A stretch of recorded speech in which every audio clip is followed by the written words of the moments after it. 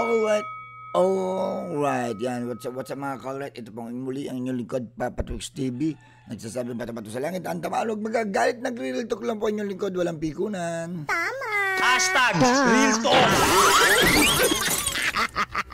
Maikling reaction lang po ngayong araw na to at sana naman po pakishare nyo po itong upload natin na to. Maraming salamat po sa inyo at hindi ko na po kayo isa-isahin na aking mga supporters, yung mga tumatangkilik lagi sa ating mga uploads at mga live videos natin. Maraming salamat po sa inyo. Umpisahan na ho natin itong Kalye survey na ito ay ating talagang re-reaction na, no? Itong mga Kalye survey ng ating mga kaibigan, yung mga pag-i-interview nila sa iba't ibang lugar na kung saan tinatanong ang taong bayan, no, kung ano ang reaksyon nila sa mga nangyayari sa issue ng flood control. So ito ang unang reaction na natin mga ka-alright. Maikling video lang po to. Sana po ay inyo pong panoorin ng mga ilang ano lang naman, no, saglit lang naman ho ito. Suportahan po natin ito mga ganitong nire-reaction na natin mga kalorite. Kasi para sa kaalaman din po ng lahat, ano ba ang reaksyon ng taong bayan. So ito na po ang unang reaction na natin. Guys, ayan. Ito po ang vlogger po nito, si S. Dulo, no? Sa reaction na natin to. Hello sir, magandang araw po. May tanong lang ako sir sa inyo po, no? Ngayon po sir, may investigasyon po sa mga anomalya sa mga flood control po, no? Ang Kongreso at ang Senado. So ngayon sir, sino po ang mas pinagkakatiwalaan nyo po dito sa dalawa? Ang Impracom ng House of Representatives o ang Senado? Ano masasabi nyo sir? Ako sa House of Representative kasi yung nakikita natin na kumakalat na balita, mas okay yung Congress eh. Hello sir, magandang araw po. Naku, etong na-interview itong in-interview na to. So maikli lang to itong interview na to, no. So ito yung reaction ng netizen. So sadyang blur din po kasi nga po syempre for the safety of the this person, no. Syempre nga naman baka mamaya mababash ito. O alam niyo naman, pag kahit sino naman paliin nila dyan Senado o Congress, still mababas pa rin ho kayo dyan Di ba? Pag ganyan nagre-reaction. Kaya minsan may mga binablurred do kami. Meron naman, respeto lang din dun sa sumasagot ng mga netizen. So meron naman iba gusto ipakita yung mukha nila. Pero siguro dito hindi rin So ito bakit Congress? Siguro nakita niya Congress kasi alam naman natin ng mga nakaraan at ng mga ibang pagdinig lalo na ng panahon ng Quadcom, kita nyo naman po na talagang marami rin po naman talaga na ipapakita ang Congress. Although sa ngayon ay ang dami yung binabatungan sa Congress, patunay nga itong nangyari nga po sa mga ibang ilang kongresista na nai-involve po dito sa maanomalya nga issue na pagkakalink po nila sa flood control, no, at yung mga contractor din po. Ganun pa man, same lang din naman po sa Senado na ang daming po involvement din patungkol sa mga insertion tsaka sa mga pagkakalink sa mga iba't ibang contractor, no. So paro nga pong no, may mga binabato na akusasyon, no. So dahil po dyan, until now po, wala pa pong napapatunayan or even sabihin na natin na kakasuhan na politiko, mapasenado o kongreso. Dahil nga po, until now po, yung investigasyon po ay nagsisimula pa po sa baba. Dito sa mga kontraktor, sa mga engineer, di ba? Ito mga company na to, ng mga involvement ng mga building company na to, sila pa lang po yun. Although marami na pong mga hindi pumupunta sa pagdinig, kaya po nasasampahan na po ng ng kaso yung iba, at yung iba naman po ay inanuhan na po ng subpina, no. So pag no show pa yung iba, malamang po talagang magkakaroon talaga ng ng mga kaso itong mga tao na to. At kaganda naman po, update naman po sa nangyayari sa mga investigasyon po, marami na rin po talagang nasa listahan na talagang iniimbestiga na, at ganun din yung mga nasusugpinaan na at napapaila rin ng charges dito sa mga maanomalya talagang mga ghost project. Ito pa po isa pang reaction na natin, guys. Yan. May tanong lang ako, sir, sa inyo po, no? Ngayon, Ay, hindi. Tapos na to eh. Dito tayo sa isa.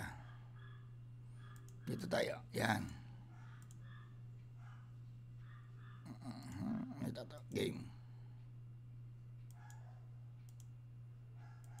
Investigasyon na sa Kongreso. Ito yung kay suportahan natin to, Stephen Lee. Interview niya to sa netizen, no. Yun nga po, same pa rin yung question po. Senado o Kongreso, kanino ka mas magtitiwala? Okay. Pagdating dito sa flood control anomalies, especially that our president exposed, 'di ba, the possible ghost project. Sa palagay mo, kanino ka mas magtitiwala pagdating sa investigasyon nitong mga anomalya na ito? Sa Kongreso ba o sa Senado? Well, first we have to, frame the situation. Kasi with the issues of the flood control, it involves the private contractors, no? And the reason kasi usually yung mga flood control projects dapat hindi naman napapadpad sa private contractors yan eh. Dapat galing yan sa buwis dapat direkta na yan from the government. That should be their project. That should be a public project. That shouldn't be given to the private contractors. But, due to the economic instability of the Philippines right now, the Philippine government has no choice but to seek help from private contractors who do have the money, no, to, aid them in creating these flood control projects. Now, when it comes to the investigation of who I would trust more, if the senators or the congressmen, no, I think I would lean more towards sa Senado. Kasi, then again, naturally, in the essence of politics, in the essence of governance, public projects like this, flood controls, highways, tolls, railways, all of that should be a public project, no. And since senators are part of somewhat the national government, I think it would be better for them to handle. I think they have, more of a platform. They have more reach, no, kumbaga, when it comes to investigating these stuff. Sana lang na yung mga senador na maatasang investigahan yung flood control ay yung mga senador na maasahan din. Kasi with that question, kung Kongreso man o Senado ang kung hindi rin naman sila maasahan, kahit sino ang mag-investiga, magkakaroon ng butas dyan. Okay. Ito, naiba naman ito, no, sa mga nakaraan ng mga nireaksyonan natin about sa ito nga, sa flood control, kung sino mas pagtitiwalaan nila. Majority ng mga nagre-react, kadalasan ng mga na-reaksyonan natin is mga Kongreso ang mas pinagtitiwalaan nila. Ngayon, ito naman, naiba naman tayo ngayon. Senado naman po ang pinagtitiwalaan. Kumbaga medyo at least sinasabi ni Sir na mas ngayon, nagtitiwala raw siya dito rin sa Senado. Pero meron din naman siyang punto rin na sinabi niya is basta ginagawa nila ang kanilang trabaho. So sa tingin ko parehas lang din naman nun eh. Diba? Mapa-Senado, mapaka-Kongreso, basta tama lang po na gagawin nila ang trabaho na gagampanan nila. Bakit to? Kasi, okay, tandaan natin ang mga involvement po dito ay may mga nalilink po. Nalilink pa lang po. Wala pa pong guilty, no? Sa mga although may mga pagbabanggit, pagkakalink na ng mga politiko na to, mapa-Senado, Kongreso, ito na nga po ang nagiging siste dito na what if kung ang Senado ang nag-iimbestiga itong Blue Ribbon, ang involvement kasamahan din nila. So, do you think po magkakaroon po ba talaga ng investigasyon, ipapatawag at gigisahin nila ang kapwa nila senador? Di ba? Kaya doon po, isa lang pong katanungan to. Pwede po ba kaya mangyari yun? Sino ang maglalakas ng loob? Sabi nga po ni Tito Soto, nung mga nakaraan, na nandyan na po yung mga kontraktor at yung ibang kontraktor doon na may involvement dito sa ibang kapwa nila senador, wala man lang ho ni isa na nagsalita o nagtanong na yung pagkakalink nila dito sa mga senador. Wala ho. So parang nagkakaiwasan. No? Ito, opinion ko lang po at saka yun lang po ang sinabi mismo ni Tito Soto. Dito rin naman sa Kongreso, kung matatandaan nyo po, nung nakaraan lang, na may mga ilang kongresista rin na kumundi na gusto na imbestigahan, aksyonan, yung mga involvement ng mga kongresista, ipatawag na, di ba? Na kung saan nagkaroon ng mga debate pa na ang sinasabi naman po ng ibang kongresista, yung mga nasa komite, sinasabi po nila na tapusin lang daw muna yung unang malalaking proyekto at malalaking involvement na itong mga kontraktor na to kasi naumpisan na ho. At sinabi naman, sabi pa nga ng isang kongresista na ni Congressman Redon, no? Nagkaroon sila ng pagtatalo na medyo konting lang naman, argumento lang naman ni Congressman Chanco na yun pong dapat daw po sana itong si Mayor itong Mayor ng Baguio, no? Na sana man lang daw ito si Magalo na sana man sana, bakit daw hindi pinatawag, hindi yun ang inuna. So doon po nagkaroon ng mainit na argumento po doon.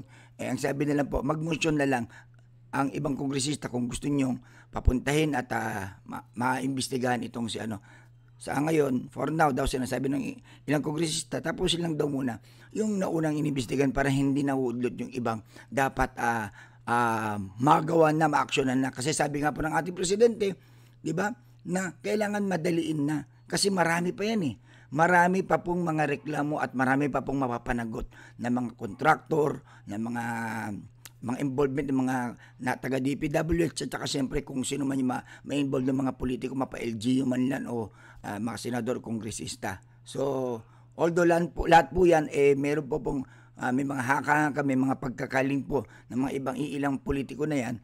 Pero sabihin pa, ang ganun pa naman po, ang problema pa rin po dito is kailangan po talagang magkaroon ng matibay na ebidensya. Siyempre, saan nyo kukunin yung matibay na ebidensya? Siyempre, doon po sa nasa baba. Itong mga kontraktor na to, itong mga engineer na to, na pag ito naimbestigahan at malalaman, siyempre magsasalitan, kakanta at kakanta po yung mga yan. Siyempre magtuturo yan kung sino-sino yung kausap nila. Di po ba? So, ganun po talaga. Hindi naman po tayo pwede dumirekta kaagad sa isang politiko na sa una pala, malamang tatanggi ka agad yan, di ba? Ilang naman maging laban ng mga yan. Tatanggi mo na yan, sasabihin niya, wala akong kinalaman dyan. Di po ba? So, dapat magsimula po muna sa baba talaga. Dahil itong mga nasa baba, sila yung talagang may mga talagang, sila yung nasa area mismo Sila yung gumagawa ng mga project na yan So, yan, pag yan nahuli mo itong mga tao na to, na booking mo yung mga galawan nila, then, pag ginisan na yan, kakantahin kung sino yung mga nilapitan nilang politiko. Di po ba? At maraming malalaman sila dyan. Para walang kawala kung sino man itong politiko na may involve po dito. So, ganun po talaga nakikita kong kalakaran ngayon. Kaya kung bakit inuuna, no, mapasenado at saka kongreso, yung mga kontraktor na to. Kasi sila po yung mga unang nirereklamo. Ayon sa isumbong mo sa Pangulo na almost 2,000, magta-3,000 na po ang reklamo doon. Karamihan po ang mga nireklamo yung mga site na talagang ghost project at yung mga sera-sera. Kaya inuuna pong ipatawag itong mga kontraktor na to, itong mga companies na to, para sila po ay maimbestigahan at kung kanilang meron silang dahilan kung bakit yung iba sira, yung iba naman is talagang ghost project at talagang dapat nga talaga makakasuhan itong mga to. Ito pa po, isa pang reaksyon natin. So, sir, yan, sir, tanong. Ito yung ating isang tinanong din, napakaganda rin ng paliwanag nitong bata na to, no? Wala po sa inyo, sir, no? Nagkaroon po ng investigasyon ngayon ang Senado, yung Blue Ribbon, at ganoon din po ang Kongreso patungkol po dito sa flood control. Ngayon po, ang tanong ko po, sir, saan po ba kayo mas magtitiwala sa dalawa? Sa Kongreso po ba o sa Blue Ribbon Committee sa pag-iimbestiga ng flood control? Magtitiwala ako sa Kongreso kasi may mga napatunayan na. Sa Senado kasi puro artista lang yun Tumakbo lang yan. Pasikat lang yan. Tapos biglang tatakbo. Anong gagawin yan dyan? Ngayon, hindi nila mariresolve yan sa flood control. Kaya sa Kongreso, may tiwala pa ako dahil naresolve nila yung sa Pogo, pati yung kay Alice Guo. Yun lang po. Napanood nyo rin ba yun sa dati? Yung kay Alice Guo po. Oo. So, kumbaga kaya mas gusto nyo na lang na magkaroon ng investigasyon ulit ang Kongreso pagdating sa flood control, mas gusto nyo po. Syempre kasi may mga napatunayan naman na sila eh. Di tulad sa Senado, baka di pa nila ma-resolve yan sa flood control. Lalo na mayayaman yung inaakusahan nila ngayon. Magiging pera-pera lang yan. Salamat po sir. Grabe itong si Kuya, no. Alam mo yung very straight to the point talagang. Alam mo, ito po natural na reaction po ng mga netizen to. Nakita niyo naman yung pinanggagalingan niya kanyang sinasabi. Kung titingnan niyo naman, totoo rin naman na actually sa Senado talaga maraming artista diyan. 'Di ba? May mga artista diyan na siguro para sa kanya humugot lang siya doon na teka. Alam niyo naman, no? With due respect lang po sa mga senador, no, na alam niyo naman kung ano yung contribution ba nitong mga tumakbong politiko na to na naging senador, dapat to sana kahit man lang sana may nag-i-stand out ng mga pangalan diyan ng mga tumakbong senador na artista, no. Kung titignan niyo natin Ping Lacson, diba? Yan si Marcoleta, si pangalan nito si Cayetano, yung mga yan, yung mga madalas na nagsasalita, madalas may mga Bam Aquino, Kiko Pangilinan, di ba? Tito Soto, si Tito Soto, yan matagal na na talaga. Yun nga lang, dalas is kasi katulad ni Mr. Robin Padilla, di ba? At siguro doon umugot din itong bata na to. Sinasabi niya, puro mga artista, ano mangyayari diyan? Di ba? Lalo na pag mayaman daw ang hindi natin may alis na natural na reaction po nung bata na to, no? Kasi ganun nga ang nangyayari ngayon na siguro mas nagugustuhan nila dahil nga tumatakbo sa kanila itong mga netizen na to, boss ng mga kabataan ngayon, tumatak sa kanila siguro yung controversial dati about Pogo na kahit sino naman, ako rin po talagang napapokus ako dati, panoorin ko lagi yung Quadcom. Bakit? Siyempre kita nyo naman, di ba? Yung issue na lahat ay nagulat na about kay Alice Go, Kasiong, di ba? At na kung saan naging para bang love team pa di ba? Naalala nyo kay Dan Fernandez tsaka di ba? Pinaglilink sila dati. As in talagang trending po talaga dati. So, ganun na rin yung naging ang naging outcome na rin po ng investigasyon kasi ng Quadcom dati. Talagang as in malalim yung talagang tatatak sa tao dahil nakita nyo naman pag nanood kayo dati ng Quadcom. Grabe. 10 hours, imagine 10 hours, 9 hours, okay? Tapos talagang makikita nyo kung paano nila ginigisa itong mga mga iniimbitahan nila dito. At talagang kung naalala nyo, paalala ko lang yung mga si Mr. Tawag dito, si Abante, tsaka yung isang kongresista, no, na madalas na galit. Okay? So, yun lang pong siguro tumatak na sa taong bayan kaya parang mas gusto nila itong nangyari at ginagawa ng Kongreso na lalo na ito siguro isa rin sa pagkadismaya nila sa Senado rin dahil yun nga pong tawag dito, archive po ng impeachment kay BP Sara. So, pero ganun pa man, nakita nyo naman sa nireaksyon natin nung una, meron naman po talagang sumuporta rin po sa Senado na ayaw din po sa Kongreso. So, ito naman po, last na reaction na natin guys. So, saglit nga lang naman tayo. So, ito po, kay Divine PH po, supportahan po natin to si Divine PH. Ito po naman po ang kanyang reaction dito po sa issue ng flood control, kung saan ka mas magtitiwala, sa Kongreso ba o sa Blue Ribbon Committee. Yan, sandali. Po sa investigasyon na ginagawa po ng House of Representatives at ng Senado tungkol po dito sa anomalya sa flood control projects. Para po sa inyo, saan po kayo mas tiwala? Sa Infracom ng House of Representatives o dito po sa Blue Ribbon Committee ng Senado? Ito na yung sagot ko sa sinasabi. Ito na ang sagot ko kung saan ako magtitiwala sa pag-imbestigahan ng flood control project kung sa Senado o sa Kongreso. I think ako mas okay din naman mag-imbestiga sa Senado kasi trabaho talaga nila yan, lalo na yung Blue Ribbon Committee. But ako mas tiwala ako sa Kongreso kasi alam mo, nagtanong si Tito Sen, tapos bigla na lang in-interrupt ni Marcoleta. I know, marami pa talagang DD list na mga Duterte dyan sa mga senador na yan. Kaya ipaliko lang nila yung investigasyon nila, lalo na si Marcoleta. Hindi siya fair, di ba nga, sabi nga ni Tulfo, ni Rafi, na hindi daw fair si Marcoleta. Sa kanya, 2 minutes na, samantalang daw yung mga iba niyang kasama, unli magtanong ba't siya daw, 2 minutes na. Kaya mas gusto ko talaga yung mga Kongreso, mas tiwala ko sa Kongreso mag-imbestiga kasi alam kong karamihan sa mga congressman is mga lawyer, lalo na po si G.P. Nuestro. Mas tiwala po ko dyan sa kanila. Kaya mas gusto ko, mas katiwala ang Kongreso kaysa sa senador ngayon. Wala akong tiwala sa Blue Ribbon Committee, lalo na dyan kay Mr. 2K. Diyos ko, halapa naman, may narinig lang siya kay Tito Sen na Duterte, bigla niyang pinutol si Tito Sen, di ba? Basta kaya wala akong tiwala dyan kay Marcoleta na yan.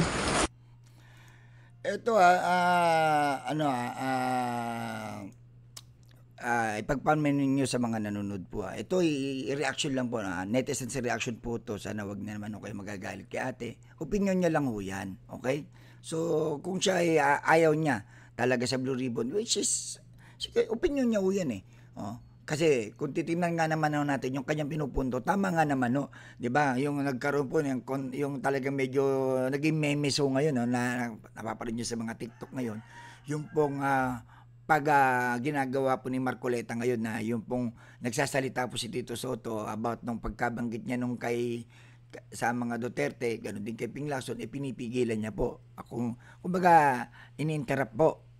Yun po ang reaction ng netizen. At yung pa pong controversial na nangyari kay Tulfo, na nag-react si Tulfo na sinabi niyang bias daw kasi bakit siya 2 tanong lang, yung iba only ang tanong. Okay, so naging naging hot issue ho yun. So yun nga kaya sabi ko nga sa inyo, kung merong sumusuporta sa Senado ng mga netizen, meron din pong marami rin pong sumusuporta sa Congress. Okay? Patungkol po dito sa pag-imbestiga. Pero ganun pa man po mga kapatid, no? Itong usapin natin na to, itong nireaksyonan natin na to, ito patanungin ko po kayo. Kayo rin ho ba? Just comment below ho. Dito sa nireaksyonan natin. Kung kayo rin ho ang tatanungin ko, comment nyo lang ho dito sa videos na to. Saan po kayo mas magtitiwala? Sa Blue Ribbon Committee o sa Congress po? Sa dalawa lang muna pagpipilian po kasi yun lang po nag-iimbestiga, wala pa po yung yung inantay pa po natin yung sinasabi ng ating Pangulo na magtatayo siya ng independent committee na kung saan ang mga pipiliin dito, ang makukuha dito is yung mga judge, mga lawyer, mga gagaling siguro sa ombudsman, di ba? So sana may tayo na yun para at least yung pantay talaga, may transparency Pero syempre ito sa dalawang tanong sa tanong na to, no, kanino kayo mas magtitiwala? For now, no, sa ngayon po, ang Kongreso po ba o sa Blue Ribbon Committee? Comment lang po kayo diyan. Ngayon, wrap up po natin to, no. Kung mapansin niyo po sa mga naging reaction ng mga netizen, is karamihan po sa mga Kongreso sila mas nagtitiwala. At mangilan-gilan din sa mga na reaksyon natin is sinusuportahan din nilang Senado. Pero ganun pa man po, isa ho sa mga tumatak sa akin na reaksyon ng netizen yung sinabi ng isang mama kanina na sinasabi niya, kahit sino naman ho mag-imbestiga dyan, ang mahalaga is maging tapat sila, maging sumunod sila sa naaayon doon sa kanilang trabaho na walang walang kakampihan, walang kikilingan, 'di ba? At gawin ng tama yung investigasyon. Sabi nga natin, isa pa ang magandang suggestion ng iba dito na halimbawa kung ang iimbestigahan, ang imbestigahan ay isang kontraktor na naliling sa isang politiko na to, dapat to gayahin din nila yun sa Congress na ginawa ng Congress. Ito kasi sinabi ng Congress paliwanag po nila ni Congressman Princess, no, na kung iimbestigahan ang isang kontraktor na may involvement, halimbawa sa isang politiko na yan, dapat yung politiko na yan wala doon sa area, wala doon. Para hindi magkakaroon ng ilangan, hindi magkakaroon ng, or hindi kasama doon sa komite. So sana ganon din po sa Senate na halimbawa itong kontraktor na to ay may involvement, di ba? Connected dito sa isang politiko na to. Sana po yung politiko na yun ay wala ho doon sa komite. Hindi ho siya kasama o ano, para hindi nagkakaroon ng ilangan. Kasi para nangyayari tuloy, kung may commitment niya, kung may connected siya doon sa isang politiko, as nandun bantay na bantay, di ba? Kasi may sinabi isang kongresista na kung may connected tapos na present yung isang politiko na doon, yung pagtayo niya pala doon sa gilid or pag upo niya pala doon, kinakabahan na magsalita, no? Hindi mo masasabi lahat kung anong gusto sabihin ng isang kontraktor o sakali mayroong siyang babanggitin na politiko.